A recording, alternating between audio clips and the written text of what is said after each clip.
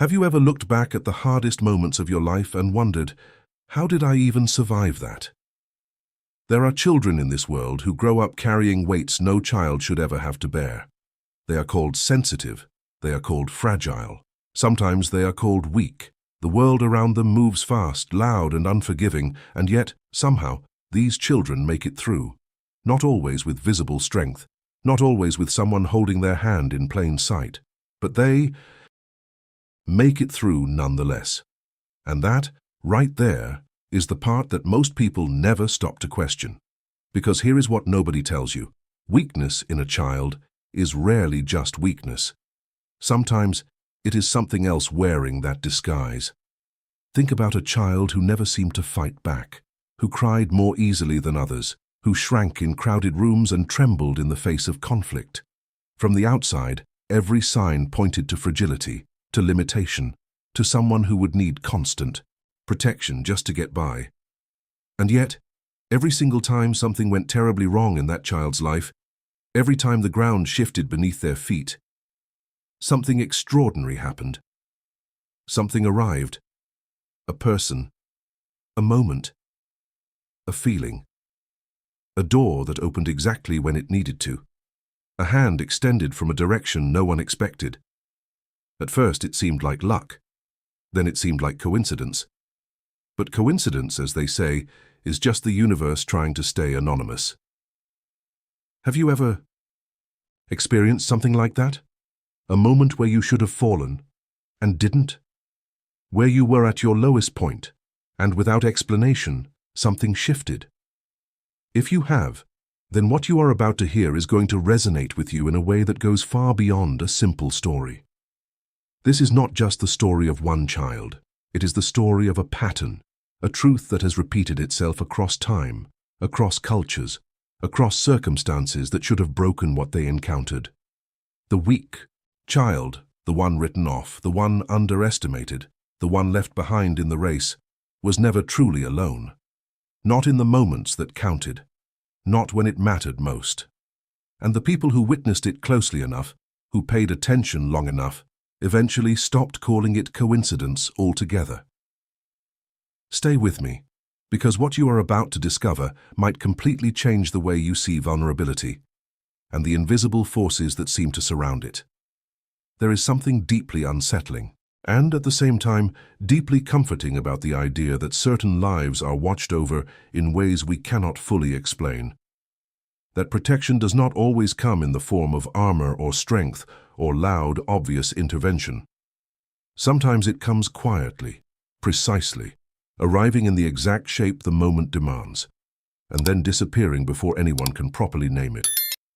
The child at the center of this story was never the strongest in the room. But looking back at everything that happened, every crisis, every danger, every moment that could have ended very differently, one question becomes impossible to ignore. What if being weak was never the real story? What if there was something else going on entirely, something hidden beneath the surface, something that only reveals itself when you trace every close call, every unexplained rescue, every moment of grace back to its origin? That is exactly where we are going next. And perhaps that is the most important question any of us can sit with, not just about this child, but about ourselves, about the moments in our own lives where something intervened, where the outcome defied the odds, where we walked away from something that should have left us broken. Those moments are not random. They are not meaningless, and they are far more common than we are ever taught to acknowledge. There is a reason stories like this one find their way to us. There is a reason you clicked on this video today, at this particular moment in your life. Maybe you are someone who has always been told you are too sensitive, too soft, too careful for this world. Maybe you grew up watching others move through life with a kind of ease that never seemed available to you. Or maybe you are thinking of someone else right now, a child, a sibling, a friend, someone whose gentleness was mistaken for weakness by everyone around them. Someone who, looking back, was protected in ways that still don't have a rational explanation. If any of that resonates with you, if something in these words is touching a part of your story, I want to invite you to do something right now. Scroll down to the comments and tell me, Have you ever experienced a moment where you should have fallen, but something caught you? A moment of unexpected protection, of grace arriving in a form you didn't expect. Your story matters here. This is not just a channel. It is a space where real experiences are honored, where the things that are hard to explain out loud, finally, get to be spoken. Your words in the comments don't just add to the conversation. They reach someone else who needed to read exactly what you wrote, at exactly the right time. And if this content is speaking to something real inside you, if it is making you feel seen or understood or simply curious to know more, please take a second to like this video. That small gesture tells the algorithm that this kind of meaningful, thoughtful content deserves to reach more people. Every like is a quiet act of generosity toward everyone out there who is still searching for a story that makes sense of what they have been through. And if you are not yet subscribed to this channel, now is the moment. Hit that subscribe button and turn on the notifications, because what we explore here is not filler content. It is the kind of storytelling that stays with you, the kind that makes you see the world and yourself a little differently, the kind that asks the questions most people are too afraid to ask in ordinary conversation. Your presence here is what keeps this space alive and growing, and it is what allows these stories to travel further than this screen, into the lives of people who need them most. This community grows one person at a time, and you being here right now is already part of something larger than you might realize. Now, back to the child at the center of this story. Because what happened next is the part that changes everything. There are children who enter the world quietly. Not with fanfare, not with the kind of arrival that turns heads or fills a room with immediate wonder. They come in gently, almost apologetically, as if they already sense that the space they are stepping into was not entirely designed with them in mind. This child was one of those. From the very beginning, she was different in ways that the people around her struggled to name precisely. It was not that she was sick or slow or difficult in the ways that would have drawn obvious concern. It was something subtler than that. Something that lived in the pauses between moments, in the way she hesitated at the edge of things, in the way her eyes moved across a room as if she were reading something no one else could see. The other children ran forward into the world without thinking. She always seemed to be waiting for something first, listening for something that hadn't spoken yet.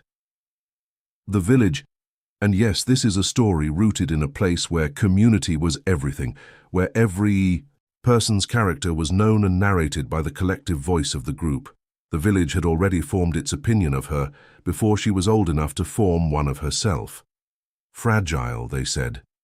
Gentle to the point of uselessness. A child who cried when animals were hurt, who refused to join the rougher games, who sat at the edge of the fire at night with a look on her face that the older women sometimes described as distant, as if she were half somewhere else. Her mother loved her. Fiercely, in the way that mothers love children they are quietly afraid for. That specific brand of love, the kind that is always one breath away from worry, was the emotional atmosphere the girl grew up inside. Wrapped in warmth, but also wrapped in the unspoken fear that the world outside that warmth would not be kind to someone like her. And so she was watched closely, held close, which is perhaps why it took so long for anyone to notice that the protection surrounding her was not only coming from her mother. She was underestimated constantly, and in that specific kind of cruelty, the cruelty of low expectations, of being written off not with anger, but with a kind of tired resignation. She grew up carrying a weight that had no name. The boys her age were measured by how far they could run, how high they could climb, how little they flinched in the face of pain. The girls her age were measured by their usefulness, their composure, their ability to move through daily life with efficiency and grace. She met almost none of those benchmarks. She was too slow, too hesitant, too easily undone by things that others brushed past without a second thought. And yet there was something about her that certain people, the ones who paid close attention to the texture of things rather than just the surface, found quietly extraordinary. Not remarkable in a way that announced itself. Remarkable in the way that a deep well is remarkable, not because it is loud, but because of what it holds.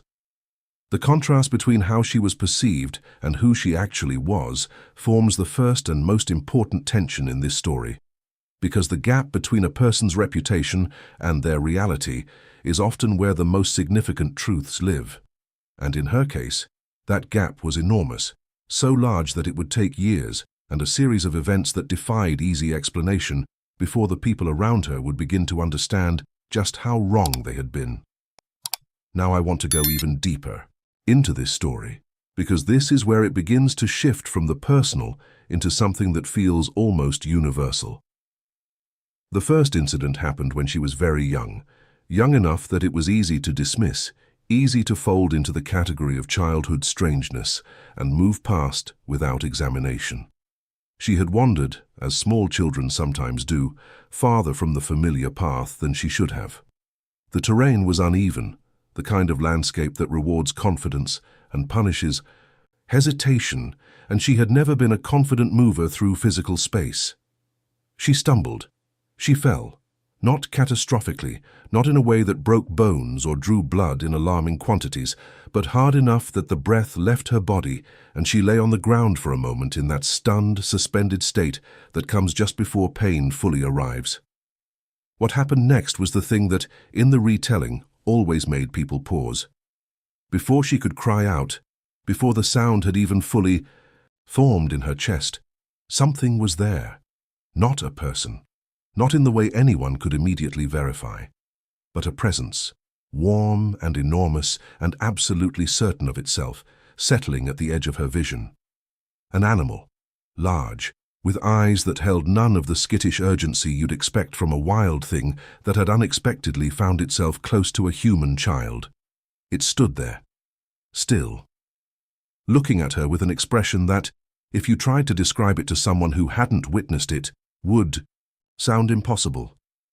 Calm, deliberate, almost instructive, as if it were showing her something about how to be still without being afraid. And then it was gone. She picked herself up, walked back to the path, and arrived home with nothing more alarming than a scraped knee and a quiet look on her face that her mother attributed to shock and treated with warmth and something sweet to eat.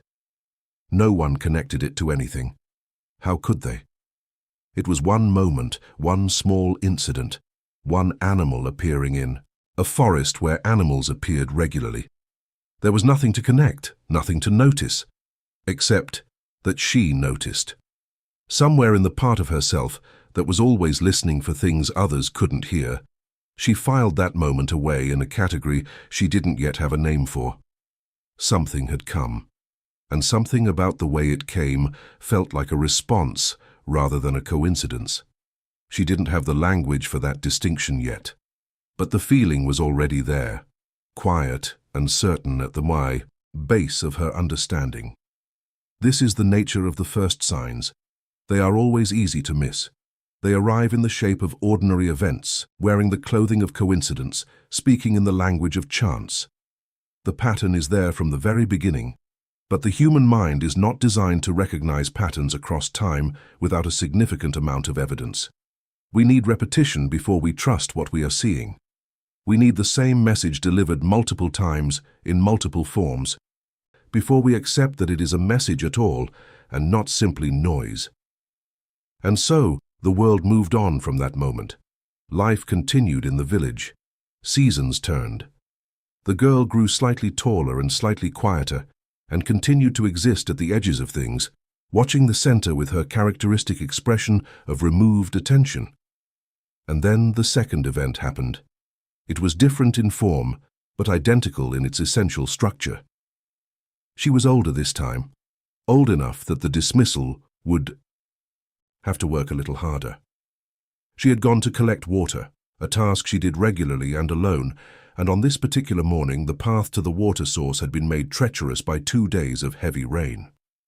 The ground was soft in ways it didn't announce, stable on the surface, hollow underneath, and she stepped into one of those deceptive places with her full weight and felt the earth give way beneath her. She went down fast, ankle twisting, body pitching sideways toward a drop that was not quite dangerous enough to be fatal, but absolutely enough to cause serious harm. She was in the air for that terrible suspended second, the one where the mind processes what is happening faster than the body can respond, and she reached out instinctively for anything solid.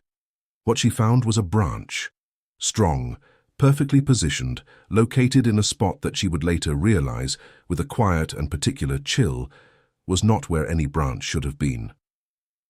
The tree it belonged to was several feet away.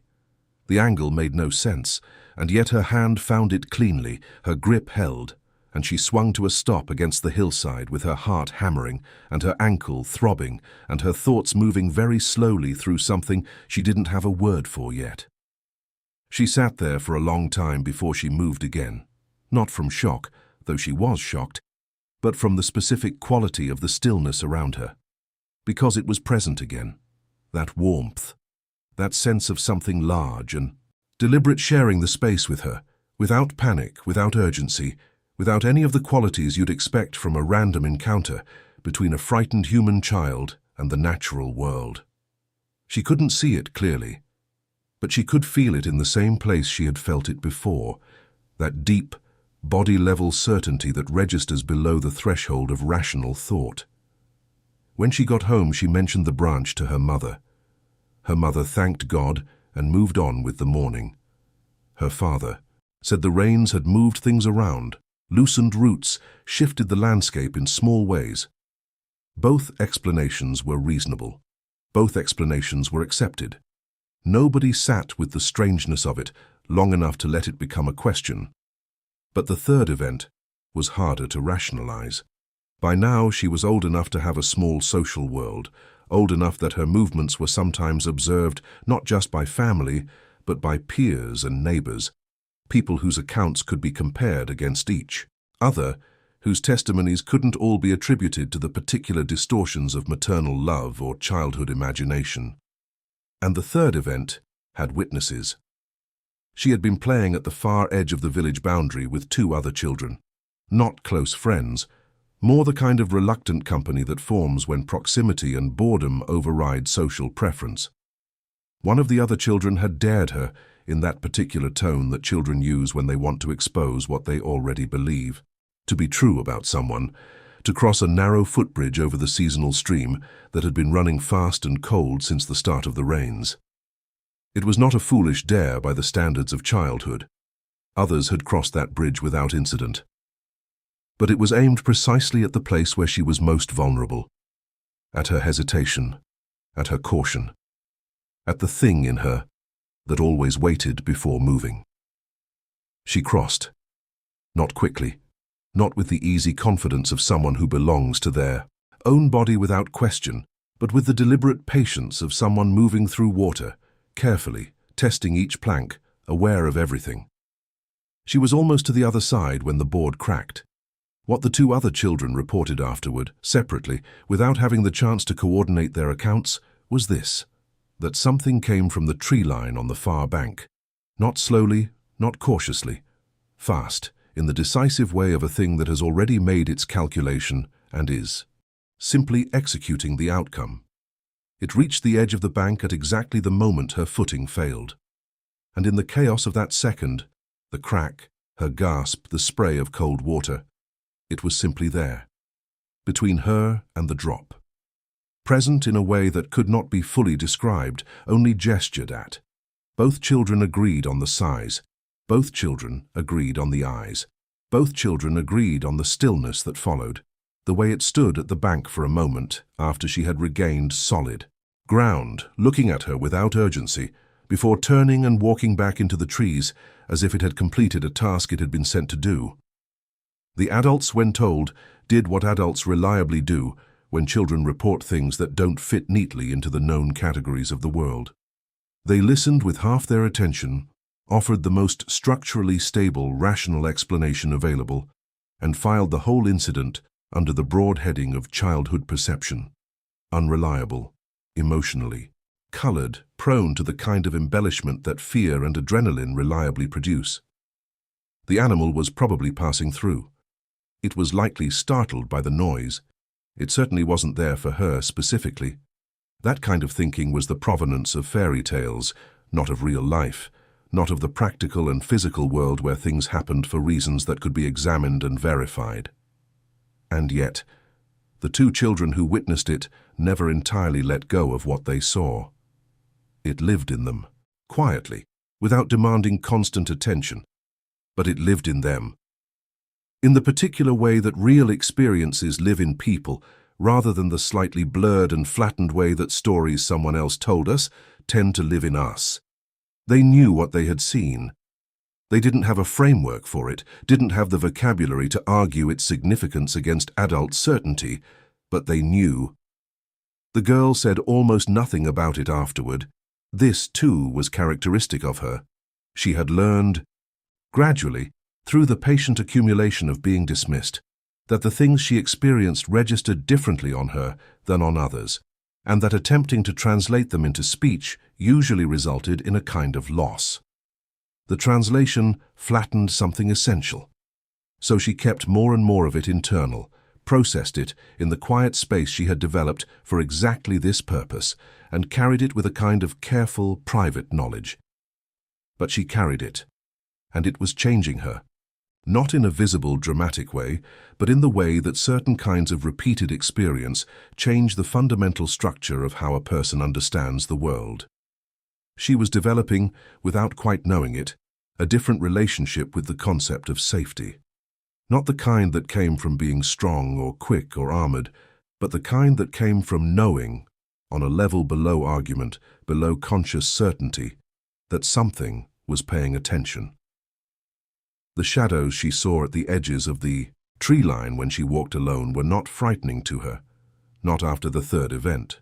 They had a quality she recognized, a stillness that was not the stillness of absence, but the stillness of presence, of something that did not need to announce itself because it had no anxiety about being doubted or misunderstood. Sometimes she heard sounds that didn't belong to the landscape. Not alarming sounds, not the sounds of threat or danger, but sounds that arrived slightly out of context. A particular call in the wrong season. A movement in the undergrowth that was too deliberate to be random foraging, too consistent in its direction to be the aimless meandering of an animal going about its ordinary business. Sounds that tracked with her movements in a way she never mentioned to anyone because she had learned by now the exact kind of silence that protects a truth from being worn down by disbelief. She was not afraid. This, more than anything, was the detail that should have told the people around her something important. A genuinely fragile child, a truly weak one, would have been terrified, would have stopped walking to the well alone, would have refused to cross bridges, to wander at the edge of the forest, to exist in any space that was not fully controlled and fully safe. Instead, she moved through the world with a specific kind of calm that the adults in her life interpreted as dissociation, as the blankness of someone who had simply stopped processing the danger of things. They were wrong. What they were seeing was not emptiness. It was trust. The deep, structural kind, the kind that doesn't require constant reassurance because it has been earned through direct, repeated experience. She trusted something. She couldn't have explained what exactly. But it had shown up. 3 times now. And each time with the same quality, purposeful, precise, unhurried, and completely indifferent to whether anyone else believed in it. The sensation of being watched, which most people experience as threatening, was for her something closer to the opposite. On the evenings when she sat outside and felt it most clearly, that specific quality of attention aimed in her direction from the direction of the trees, she described it to herself, internally, with a word she had invented because no existing word quite fit. She thought of it as being accompanied, not followed, not surveilled. Accompanied, in the way that someone walks beside you, not because they need to get to the same place, but because they have decided that where you are going matters. This distinction between being watched and being accompanied is one of the most important threads in this entire story, because it speaks to something fundamental about the nature of the protection she was experiencing. It was not passive, it was not random, It was not the kind of benign indifference that the universe sometimes wears when nothing terrible has happened yet. It was active, oriented, responsive. And that responsiveness was about to become impossible to ignore. Because there was a person in the village, an older woman, someone whose long life had given her the particular kind of perception that only comes from having survived enough to stop being surprised by what surprises other people, who had been watching the girl for years, not with the anxious attention of someone who feared for her safety, with the calm, methodical attention of someone who had noticed something and was waiting for enough data points to be certain before she named it. This woman had seen the first incident from a distance and said nothing. She had heard the account of the third incident from the two witnesses and listened with unusual stillness, asking no questions but missing nothing.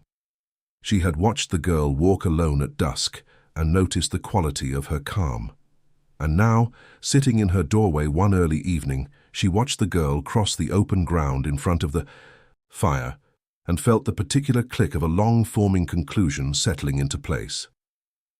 She began to compare events, not the way adults in the village had been doing, which was to say, individually, each isolated from the others, each evaluated on its own merits against the available rational explanations, but across time, side by side, laid out in sequence.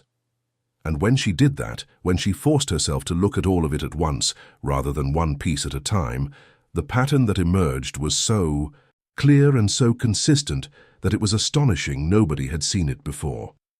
The incidents were not random, they were not coincidental. They were not the product of a child's overactive perception or a landscape that happened to be unusually forgiving of one particular small person's clumsiness. They were structured, they followed a logic. And the logic was this: she was never alone when she needed to not be alone. Not once, not in any of the moments that had mattered. The older woman sat with that observation for a long time before she took the next step. Because the next step required saying something that sounded, in the language of rational adults, like something a child would say, or like something someone had said before science gave the world its current vocabulary for dismissing the things it could not explain.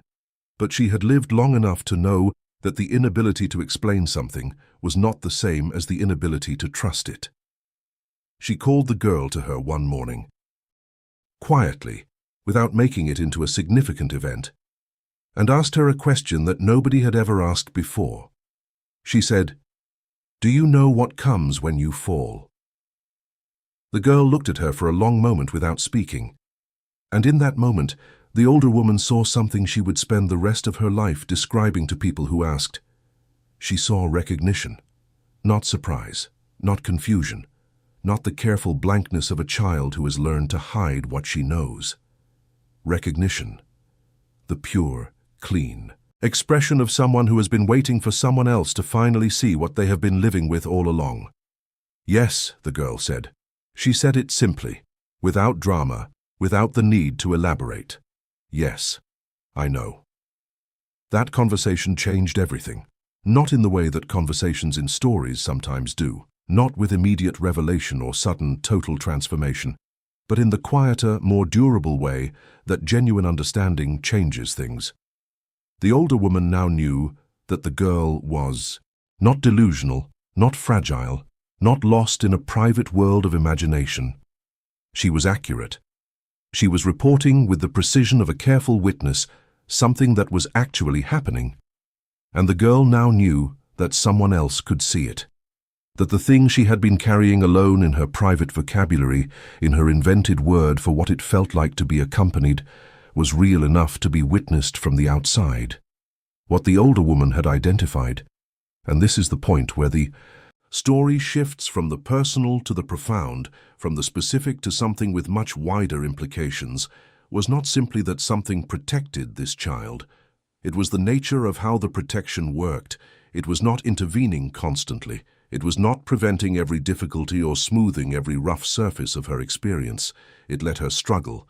It let her feel fear and pain and the ordinary indignities of being a sensitive child in a world that was not calibrated for sensitivity. But at the moments of actual threat, at the hinge points where the story could have bent in a direction that would have broken her, It was always there. Precisely there. Not early. Not late. Not approximately there. Exactly where and when it needed to be. This precision was the most unsettling detail when you sat with it fully. Random protection would have been one thing. Opportunistic protection, something that happened to be passing and happened to help, would have been explainable in the ordinary terms available to the rational mind. But this was neither of those things. This was timed. This arrived with the specific efficiency of something that understood what was at stake. That understood the exact shape of the moment it was responding to. The older woman had a word for this. It was an old word, from the older layer of the language that the younger generation had mostly stopped using, because it sounded like the kind of thing that belonged to stories rather than life. The word meant something close to guardian, but not in the abstract theological sense that the word had drifted into over time. In its original usage, it was more specific than that, more physical, more present. It described not an idea of protection, but the actual embodied experience of being accompanied through danger by something that knew the terrain better than you did. She used that word with the girl. And the girl, hearing it, felt something inside her settle that had been slightly displaced her entire life. A piece of understanding sliding into its correct position after years of sitting at a wrong angle. She didn't need the word explained. She already knew what it meant. She had been living inside its definition since before she was old enough to read. And now I want to go even deeper into what this means. Not just for this child, but for the way we understand the invisible architecture of a life. Because here is the thing about the pattern the older woman identified. It was not unique to this child. Once you begin to look for this structure, once you train your perception to recognize not isolated events, but sequences, not individual moments, but the shape of a series of moments across time, you start to find it everywhere. In the lives of people who were written off early, in the stories of those who should not have survived what they survived, in the testimonies of individuals who, when asked to account for the distance they have traveled from where they started, consistently describe the same thing. A sense, running underneath the ordinary narrative of their lives, of being accompanied, not lucky, not blessed in the generic way that word gets used when we don't want to look too closely at what we're actually describing. Accompanied, specifically, purposefully, in the way that implies something on the other end of the accompaniment, something with orientation and intention, something that is choosing to be there rather than simply happening to be. The transformation that occurs in a person who fully absorbs this understanding is not a small one. It does not simply change how they think about the events of their past. It changes how they move forward. It changes the quality of the decisions they make, not because they become reckless, trusting blindly in protection that will always arrive, but because they stop making their decisions from the compressed, oxygen-deprived space of pure fear. They begin to make them from something larger, from a place that has already registered the evidence and incorporated it into the fundamental structure of how they understand themselves to be situated in the world. This girl, as she grew, carried that shift with her. It was visible, not dramatically, not in a way that would have satisfied the village's need for a clear, legible transformation, but in the small, ongoing ways that matter more than the dramatic ones. She began to move through hesitation differently. Not without hesitation, she was still who she was, still the child of her own particular temperament, but through it. Hesitation as a state she passed through rather than a wall she stopped at. Because underneath the fear, there was now something solid. A foundation she hadn't built herself and couldn't entirely explain, but that had proven itself load-bearing in every situation that had tested it. The older woman watched this and felt the deep satisfaction of having done one useful thing. She had not given the girl anything. That wasn't already hers. She had simply named it. And the act of naming, of bringing a truth from the wordless interior into the shared space of language, had changed nothing about the truth itself, but everything about how the girl could now relate to it. There is something worth pausing on here in this idea of naming as transformation. We live in a culture that is deeply committed to the primacy of the visible, the measurable, the reproducible. Things that can be seen, counted, verified by an independent observer under controlled conditions. These are the things we are taught to trust. Things that live in the body, in the deep registers of felt experience, in the patterns that only reveal themselves across the full arc of time rather than in any single moment. These are the things we have been taught to hold more lightly, to suspect, to qualify constantly with the vocabulary of doubt. But the girl's experience, and the experiences of everyone who recognizes themselves in this story, resists that framework. Not because it is irrational, but because it operates according to a different kind of evidence, the evidence of lived experience, accumulated over time, cross-referenced with itself, and found internally consistent in a way that demands to be taken seriously. The rational mind says, this could be coincidence, and the lived body says, I have been here every time, and I know the difference between coincidence and accompaniment. I know the difference in my hands and in my chest, and in the exact way the air changes when it arrives. This knowing, this specific embodied, time-tested knowing, is not the enemy of intelligence. It is one of the forms intelligence takes when it has been paying attention long enough. Now I want to bring this back to the specific, to this child, to what was actually happening in and around her, to the question that the older woman's observation opened up, and that could not, once opened, be closed again. If it was not coincidence, and by this point, the accumulating weight of the pattern had made coincidence genuinely untenable as an explanation, then what was it? What was the organizing principle? What was the thread that ran through the branch at the exact right position, and the presence at the riverbank, and the warmth at the edge of the forest on the evenings when she sat alone? The older woman had her word. The religious members of the village had theirs. The practical skeptics had their dismissals, which were in their own way a kind of answer, the answer that refuses the question by reclassifying it as a non-question. But none of these quite touched what was actually being described, because what was being described was specific in a way that general words like guardian or spirit or protective force failed to capture.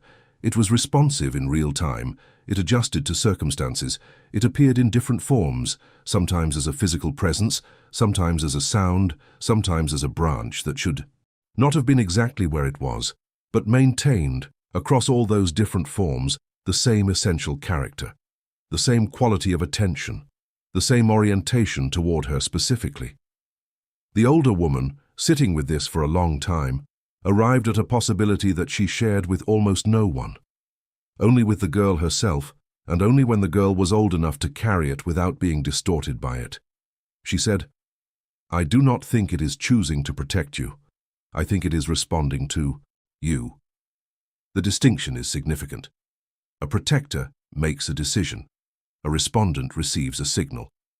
She believed that something in this child, something in her specific configuration, her specific way of being in the world, was generating something, emitting something, a frequency, a quality, a kind of signal that certain things could hear and that compelled a particular kind of response in whatever received it. Not the animal choosing to appear, the animal responding to her. This reframing, simple in its language, enormous in its implications, shifted the entire structure of the story. Because if the accompaniment was a response rather than a choice, then it was not contingent on the goodwill of some external force. It was grounded in something intrinsic to her, something she carried, something that was, in the fullest sense, hers. She was not the passive recipient of protection extended generously from outside. She was the origin point of a field, a force, a quality that naturally and reliably drew protection toward her. The weakness the village had read in her, the sensitivity, the hesitation, the inability to armor herself in the ways that earned social approval, was not a vulnerability. It was the very thing that made the signal possible. The openness that the village interpreted as fragility was in fact the condition that allowed the transmission. You cannot send a signal through a wall. You cannot hear a response if you are generating too much noise of your own.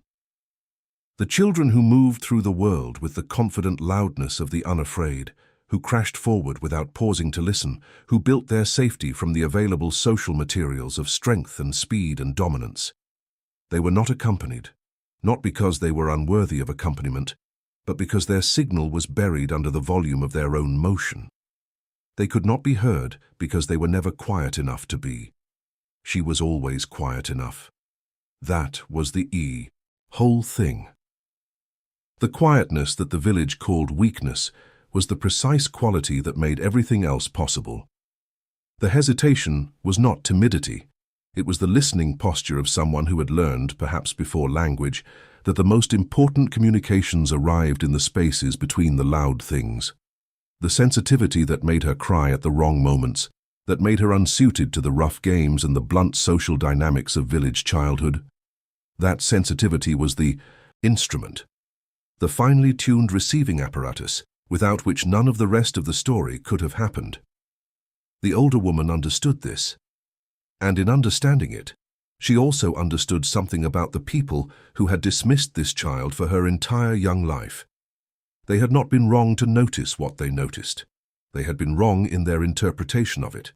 They had looked at the instrument and called it a liability because they did not know what it was for. They had looked at the quietness and called it emptiness because they could not hear what it was full of.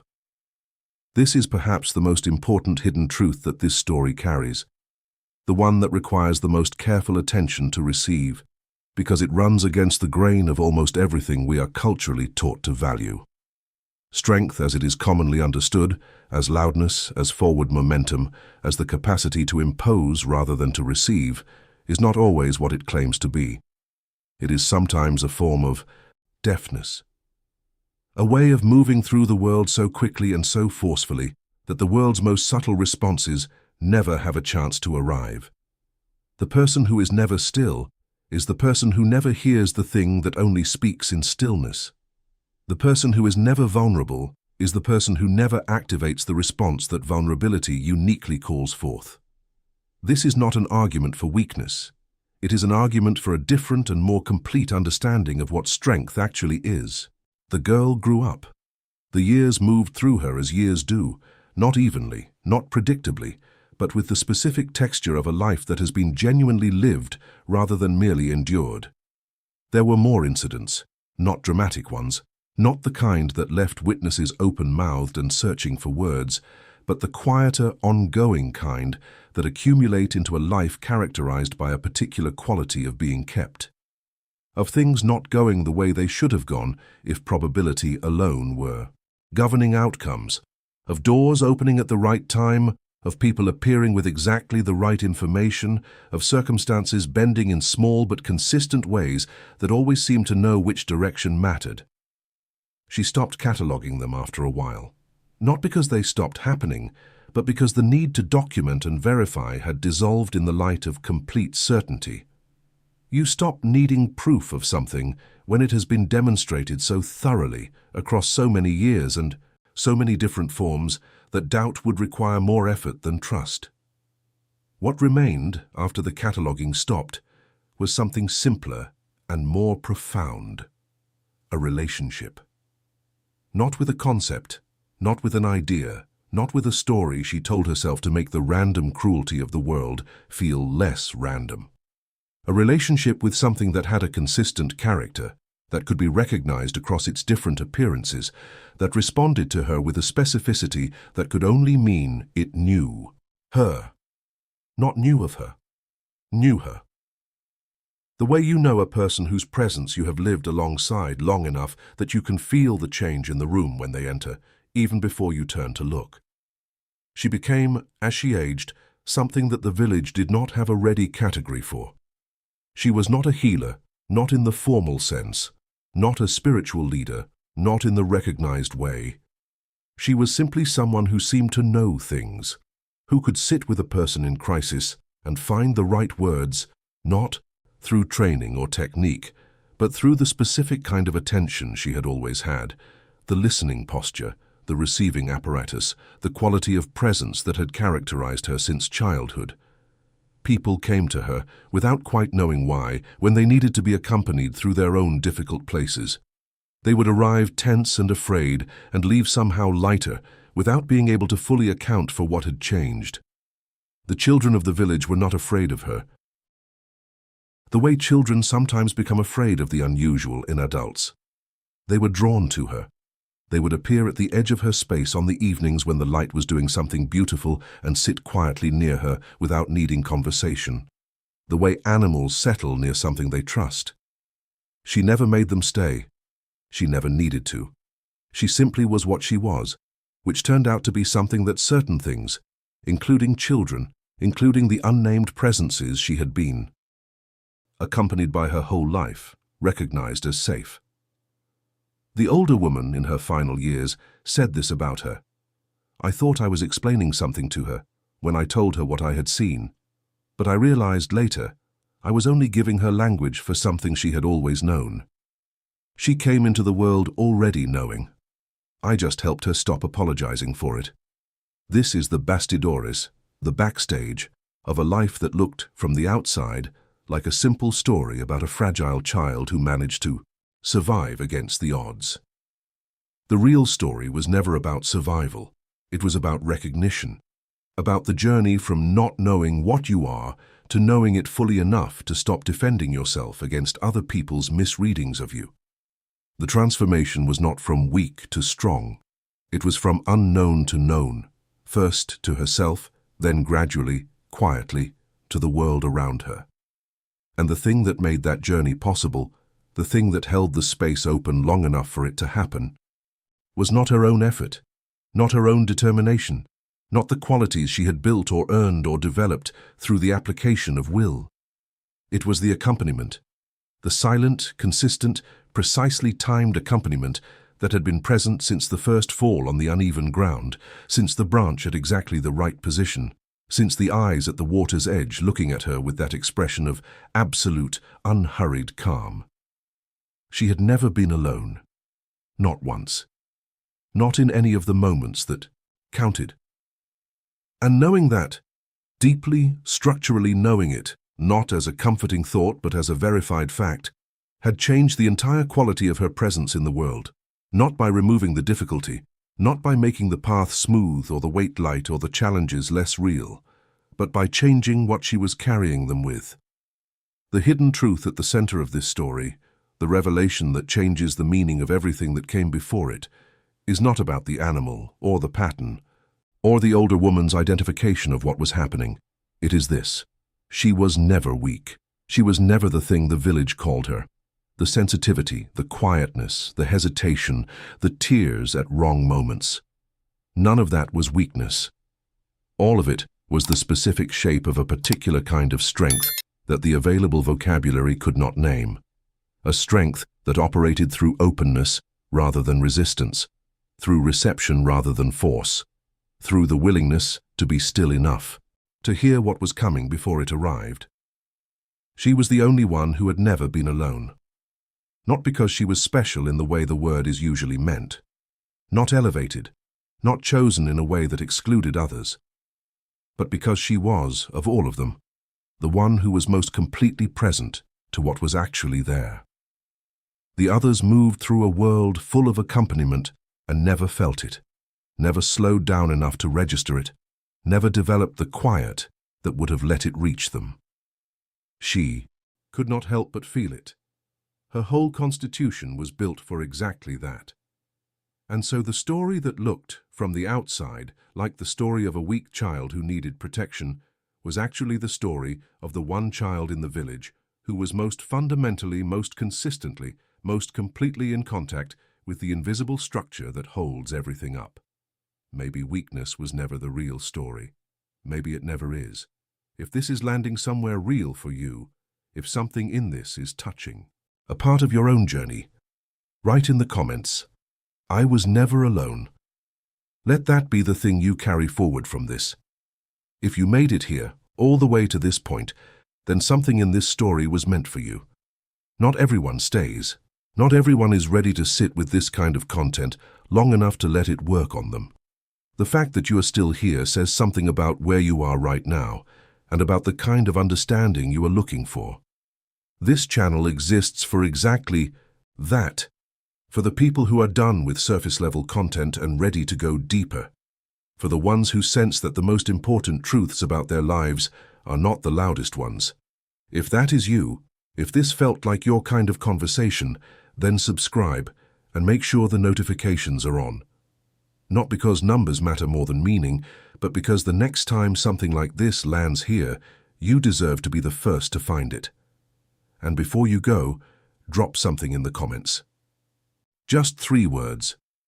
This was me. That is all. You do not need to explain it. The people who understand will understand. And the act of writing it, of claiming it publicly in this small and quiet way, matters more than it might seem. If this video moved something in you, if it shifted even slightly the way you see yourself or someone you love, then a like is simply your way of saying, this kind of content should reach more people. That is all a like ever is, a quiet vote for what you believe. Deserves to exist in the world. And there is one more thing. There is a video right next to this one that continues this thread, that picks up exactly where this conversation leaves off and takes it somewhere you are not expecting. Click on it and come with me. The best part of this journey is still ahead.